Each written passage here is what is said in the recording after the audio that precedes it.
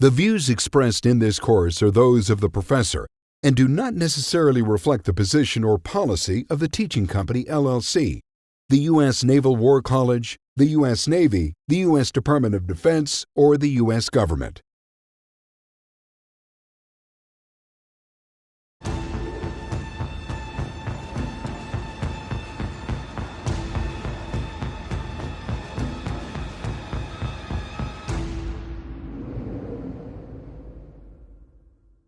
Welcome back.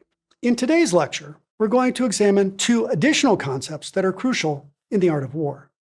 First, we'll look at a very rich central concept, shi, spelled S-H-I or S-H-I-H, depending on which translation you have.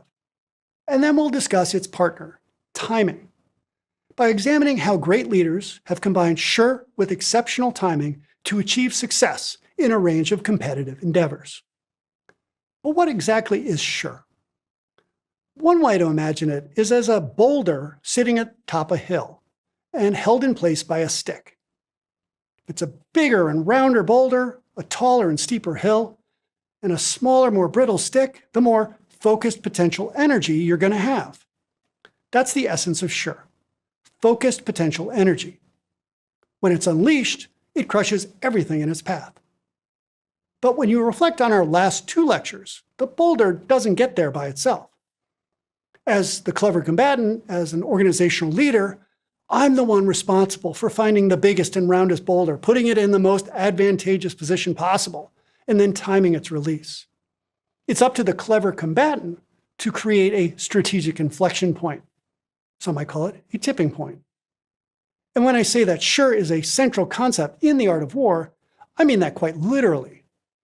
The chapter on shi is chapter 5, and it falls between chapter 4, obviously, covering military formations, and chapter 6, weaknesses and strengths. These middle three chapters function as a kind of conceptual block within the book, and they give us probably the clearest idea of how a Sun Tzu general would actually wage a campaign. The gist of these three chapters can be summed up as follows. By exploiting command and method, exploiting weather and terrain, the Sun Tzu's clever combatant figures out how to position their forces and time their attacks to maximize reward and minimize risk. Properly arranged formations, chapter 4, create energy, shi, that pent-up offensive potential. That reservoir of strength that is ready to be unleashed upon the weak spots in the enemy's army, chapter 6. Thinking of shi as focused potential energy makes for a good working definition for this lecture. But it's important to note that there are many ways to translate shi. Just a few alternatives. Strategic advantage, strategic configuration of power, as well as propensity, and sometimes even momentum. Part of the challenge of translating shi is its rich and diverse history in Chinese thought and culture. Shi has its origins in the military classics of the Warring States period. But from that military strategic context, it migrated into other areas, works on topics such as politics, logic, and even painting and poetry. That's right, a poem can have shi. Think of it, the skillful configuration of words and rhythms designed to have a specific emotional impact on the reader or the listener. Think about the emotional impact that's conveyed by a brilliant image or turn of phrase in your favorite poem. Or think about Dr. King's I Have a Dream speech, how its rhythms and evocative imagery continue to resonate with individuals and with America as a whole. That's the shi of language. So over the course of millennia, shi gets imbued with many layers of meaning and evolves into a concept that is once intuitively familiar, but equally difficult to articulate. Some scholars have therefore proposed that the concept of shi represents something of a dividing line between Eastern and Western culture. Because in the West, we don't have a similarly rich and elegant word in our vocabularies. Some view shi then as a uniquely Asian concept. For me, I'm not an expert on painting or poetry or politics, but I am willing to be persuaded that shi may give the Chinese a unique approach to these forms of human endeavor. But I do study military strategy and operations, and I know a lot about the art of war.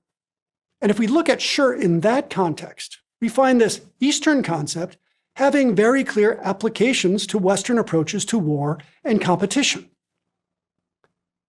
So, as with most of our other crucial concepts, shi makes its first appearance midway through the first chapter, where we read that shi is created by identifying a profitable objective and also by manipulating the scales of power so that you might focus the greatest potential energy in an external competition.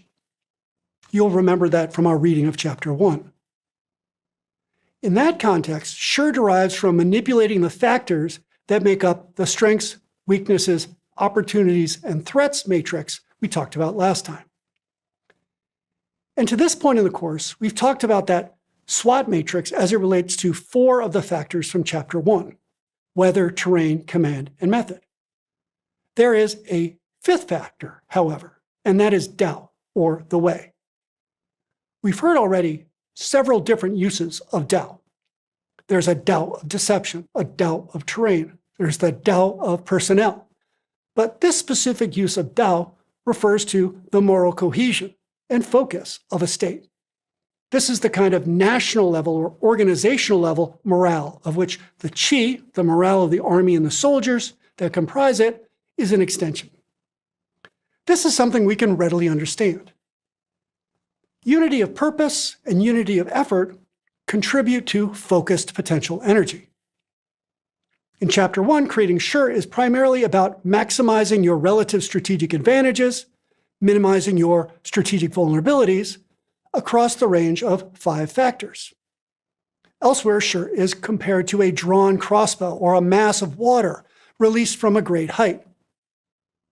Obviously, then, it's a relative and contingent gauge of battlefield conditions based on tangible factors like terrain, troop numbers, weaponry, as well as the intangible factors like morale, surprise, deception.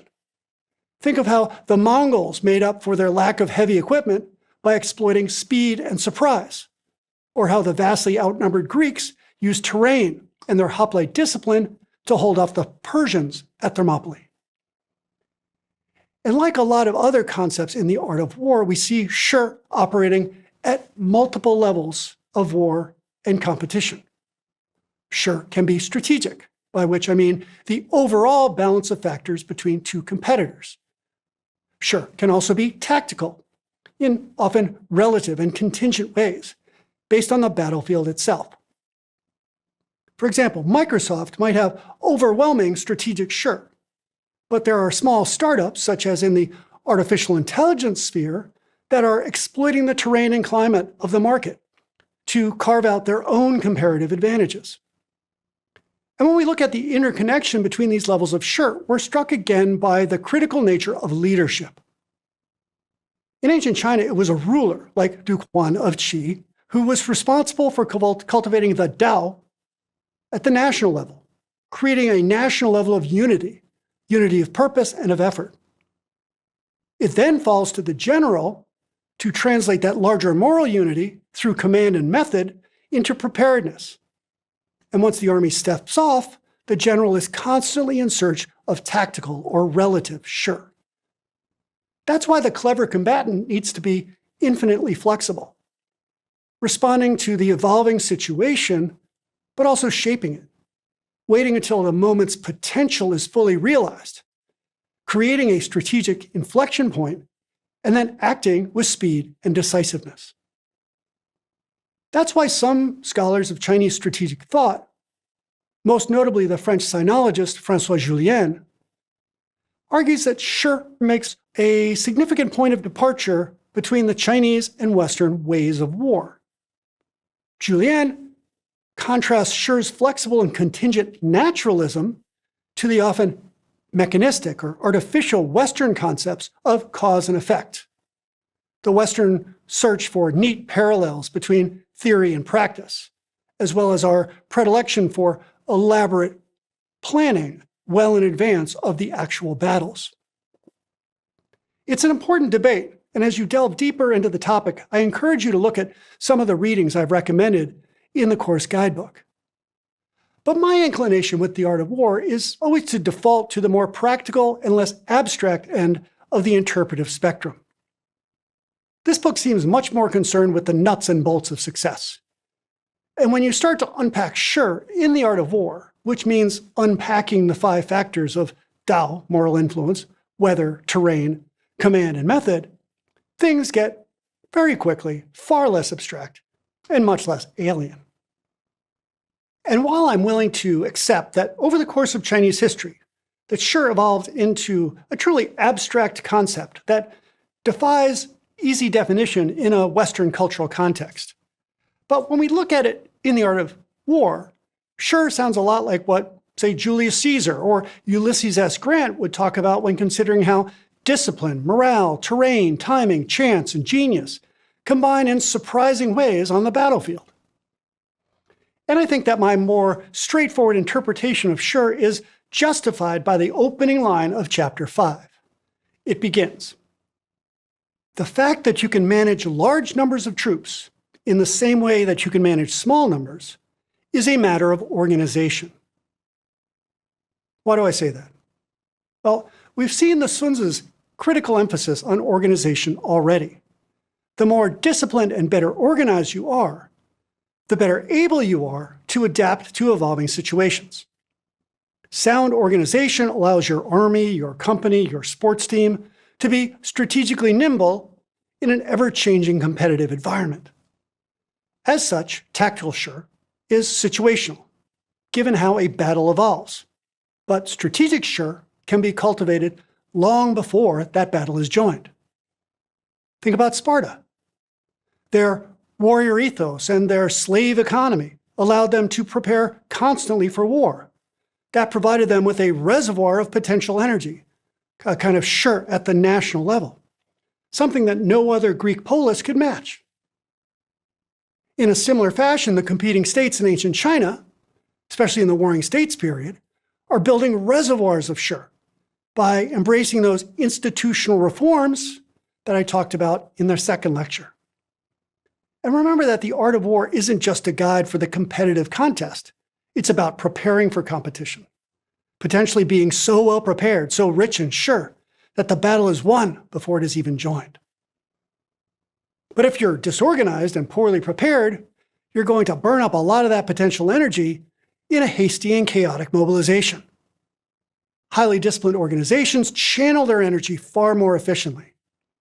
For example, the US military's organizational structure allows it to quickly reconfigure and respond to a range of contingencies, from high-intensity combat operations to peacekeeping or humanitarian assistance and disaster relief. So sure, your focused potential energy can and should be developed prior to any competitive engagement. But what about the contest itself? How is Shi achieved on the battlefield? Chapter 5 continues. The fact that you can control large numbers in combat in the same way that you can control small numbers is because of formations and signals. In other words, exercising command and control over a huge army spread across a vast battlefield depends on an effective communication system. That's what allows the clever combatant, even in the chaos and tumult of battle, to keep their wits about them, while everyone else is losing theirs. And you recall that flags and banners and gongs and drums were the signals that ancient Chinese armies employed for command and control at the tactical level. The topic of formations then links back to chapter 4. That chapter begins with our topics from the last lectures. Those skilled at the defense take advantage of terrain, and those skilled at the offense take advantage of weather. In the middle of that chapter, we have this line. The skillful commander takes up an unassailable defensive position, but remains poised to go on the attack when the enemy commits a blunder. We saw this with the Greeks at Thermopylae. For the first 2 days of the battle, the combination of the terrain and the phalanx formation made the Greek position unassailable. But Leonidas could also go on the offensive against overextended and reckless Persian units. This is one of the keys to outmaneuvering an enemy or competitor. Where and when possible, you want your competition to assemble their formations first. It gives you insight into their strategy. We see this often in sports with the strategic timeout. In basketball, right, one team will call a timeout, and then when the two teams return to the court, the team inbounding, right, will sometimes call another timeout. Why do they do that? Well, as they get ready to inbound, they're going to get a read on the opposing team's defensive formation. That second timeout allows them to reconfigure a more effective offensive formation. And that basketball gambit tracks well with the art of war. There, the acme of skill is described as having your battle plan, best read by the way you array your formations, to be imperceptible until the very last moment. Or as the Sun Tzu puts it, the ultimate in deploying the army is to have no discernible shape, no discernible formations. In other words, the enemy won't know what hit them until it's too late. The superior general, we read at the very end of chapter 4, throws their troops into the fight in a way that simulates a great mass of water that's suddenly sent crashing into a ravine. The ultimate manifestation of pent-up potential energy released like overwhelming torrents of water. And with that image, we return to chapter 5, which expands on this concept. To be honest, if you read chapter 5 out of context, it can come across as really abstract and metaphysical. There's a lot of talk about limitless and inexhaustible forces in nature, like rivers and the changing seasons, plus a bunch of stuff about musical notes and primate colors and the 5 flavors in food.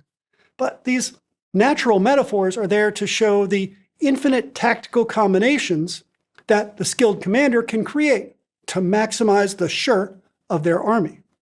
Just as many colors can be created out of a few primary colors, or many tunes created out of a few notes, so it is with formations.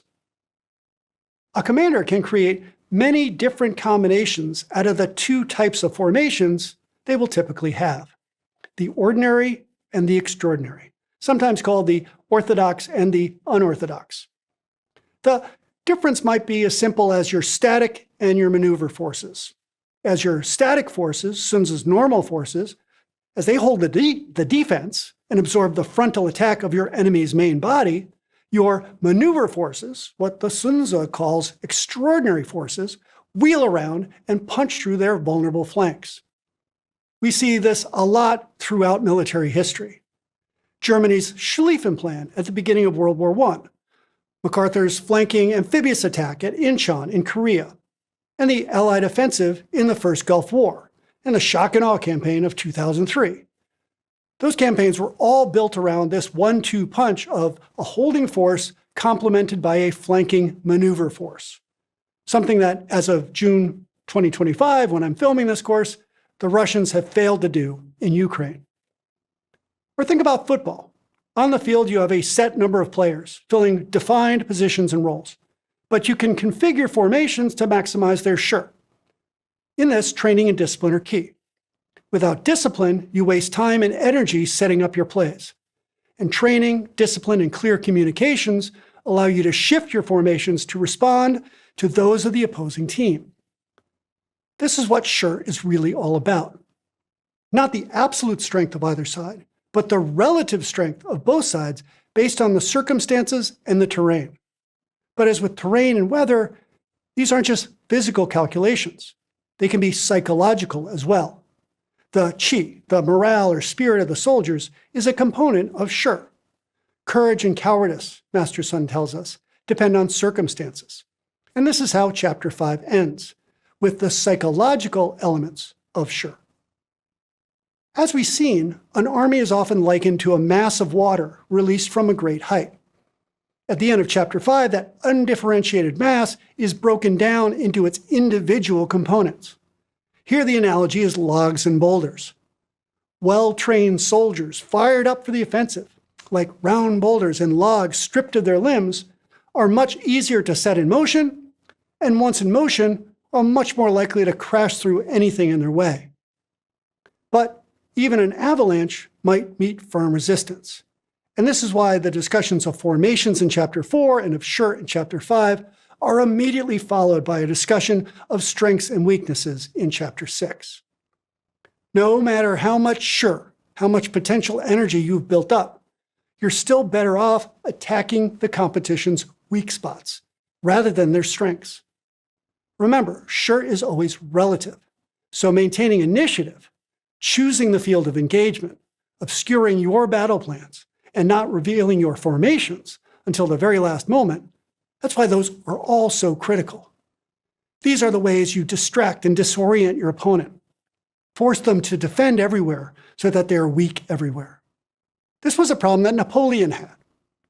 After 1806, Napoleon might have been the master of continental Europe, but Britain's command of the seas forced the emperor to spread his forces off around to defend against numerous potential amphibious assaults. This problem also confronted the Japanese in World War II.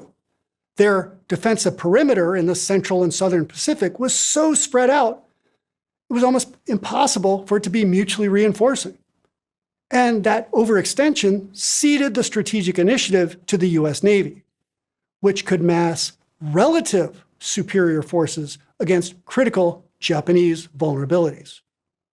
In the case of both Napoleon and the Japanese, their strategic Sure was dangerously dissipated, and in a series of cumulative tactical defeats, the balance in both wars ultimately shifted. So since we've already heard that an army can be like water and its potential destructive power, it's Sure, but also like water, it avoids heights and hastens to low points, as an army avoids the enemy's strengths and strikes at their weaknesses. And the enemy's strongest points are almost always its walled cities, stoutly defended political, economic, and cultural centers. That's why in the third chapter of The Art of War, we're treated to a litany of reasons why attacking a walled city is only a last resort. If you're in business, you might want to ask yourself if it's a good idea to try to strike the competition in those areas of the market where they are their strongest, or where they are weakest. Does your competition have the equivalent of a walled city, a virtually unassailable bastion that you should, like water, flow around?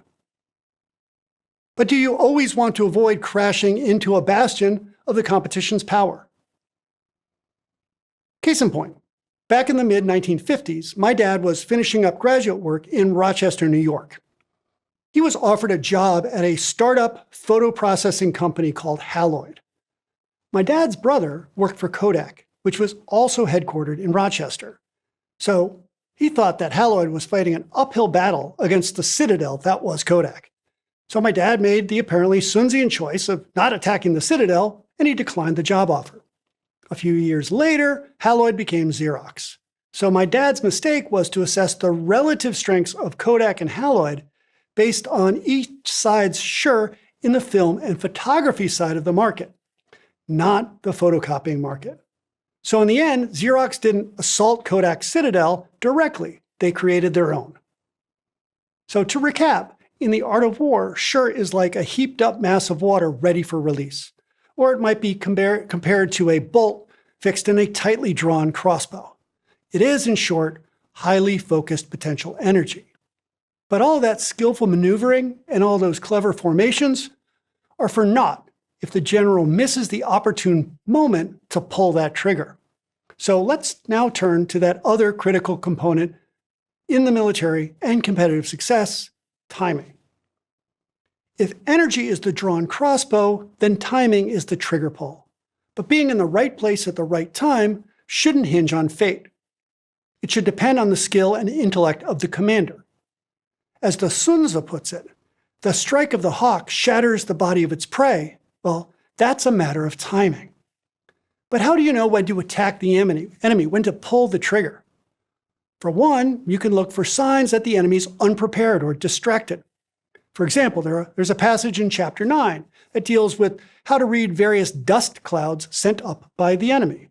In one case, if the dust clouds are low and scattered, that's a sign that the enemy is out collecting firewood. Why should we care about firewood? Well, What might they be building a fire for? Well, if they're cooking dinner, that means the army is going to be sitting down for chow. An army like that is ripe for a surprise attack. You can also watch and listen for lapses in leadership and discipline in the enemy ranks. You can learn a lot just by observing them from a distance or having scouts listening outside their camp. Just think about how obsessed Wall Street investors are with gossip and innuendo. One can also look to terrain and climate for signs that the time might be ripe for an offensive. If the enemy army is on scattered ground and it's late in the day when their chi is homeward looking, they're highly vulnerable to an attack, even though they may have greater numbers. But if their chi is waxing and their officers and soldiers are disciplined and arrayed across a constricted piece of terrain like the Greeks at Thermopylae, do not attack. But timing isn't just tactical, it can be strategic. What do I mean by that? We've talked a lot about Washington crossing the Delaware on Christmas night, 1776. That's an excellent example of tactical timing, timing the engagement to increase your chances of winning. Although the foul weather meant that Washington's attack on Trenton was slightly delayed, he still caught the Hessians unprepared. And attacking from two directions also prevented the Hessians from withdrawing. A focused attack also meant that Washington's colonials were fighting just one part of the British army that was then spread across New Jersey. Once Hessian defenses collapsed, however, Washington was careful not to put them on death ground. By granting quarter, Washington kept his timing precise and avoided a costly fight to the death. Those are all examples of Washington's great tactical timing. Trenton is also a great example of strategic timing. The timing proved crucial to the colonists' larger war effort. Remember, it's late December 1776. Continental Army enlistments are just about up. A big chunk of the army is about to go home. Washington needs a morale boost to encourage the men to re-enlist and to rally the Pennsylvania and New Jersey militias. The victories at Trenton and Princeton also boosted public morale across the colonies. It had been flagging since the disaster at New York City the previous summer. This meant more political and financial support for the cause, and greater overall faith in Washington's personal leadership. But the strategic effects were even bigger. Trenton and Princeton hit the front pages in Paris, where they began to convince the French that the American cause might just be worthy of support. When it comes to Washington's crossing of the Delaware, timing was literally everything.